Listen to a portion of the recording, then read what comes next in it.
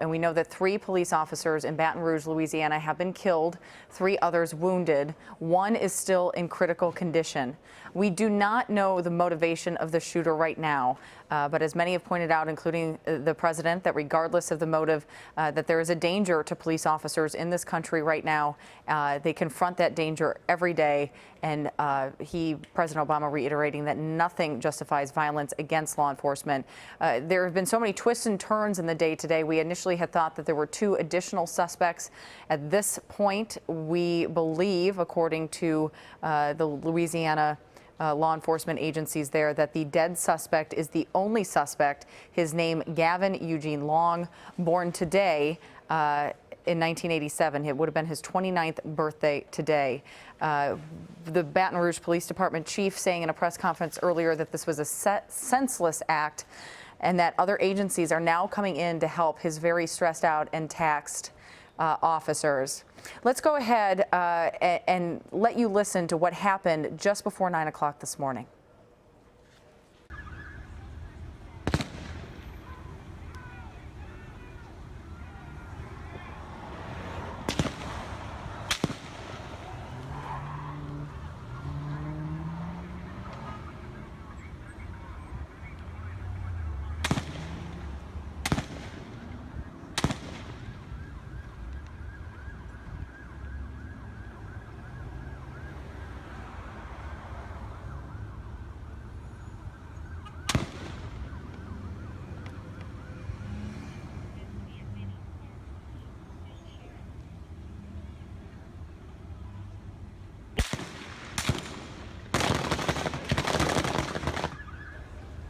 It's hard to listen to. You hear a few pops that sound like gunfire and then just a barrage of bullets. David Begnaud is on scene right in this location right now. David, what can you tell us about what's happening there?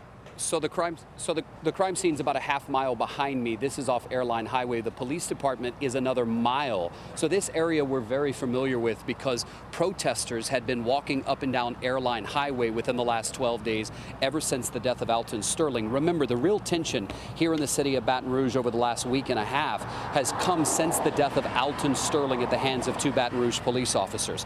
But the crime scene where those officers were shot is just beyond me. You may be able to make out some of the blue lights. Here's what we're hearing from a witness who apparently has spoken to one of our investigative producers. He told her that when he arrived at the scene, happened there accidentally, he drove up to the scene, he heard what he estimates to be 20 to 30 gunshots, and then at one point he says an officer ran up to him and said, "I'm trying to get you out of the line of fire." He describes the actions of the officers as being extremely professional. That's something to say when you consider the situation they were in.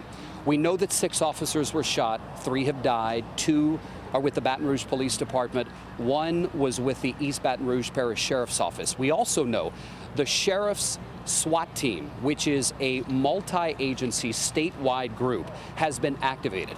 That means we're going to start seeing resources from around the state of Louisiana pour here into the city of Baton Rouge. But I got to tell you, they've already been here, so they're not having to drive very far. Ever since Alton Sterling's death, when protests first broke out in the Baton Rouge area, the SWAT team, as a part of the sheriff's state investigation, was called in then just to help out the Baton Rouge Police Department, which at the time we were told was exhausted because of the ongoing protests that pretty much went around the clock, especially late into the night. We do know that one of the wounded officers who was shot today is said to be fighting for his life in a local hospital. John Bel Edwards, Louisiana's governor, called what happened to these officers today an unspeakable, heinous attack. I have been speaking with law enforcement sources right now. They are having a meeting with legislators and the governor of Louisiana. We can also confirm that 2 people have been detained. Now, you're probably wondering, detained for what? We have been pressing investigators on that question. What does that mean? Here's what we've been told. The 2 people detained were taken into custody in the community of Addis, which is outside the Baton Rouge city limits. We do not know why they were detained. We don't know what they're being questioned about. But we do know, as of right now, 2 people have been detained in some kind of connection to the shooting, where they spotted leaving the scene in a suspicious way. Do they actually have something to do with that? I want to caution you. After the 5 officers were shot and killed in Dallas, there were a couple of people that were detained then, and it turned out that they had nothing to do with the ambushing of those police officers. That could happen here, but we're obligated to give you the updated information, and that's the latest we have as of right now, Jamie. 2 people detained. We're trying to get more as to why. David, thank you so much for that update. Great reporting out there. You've been working it all day long. We appreciate it.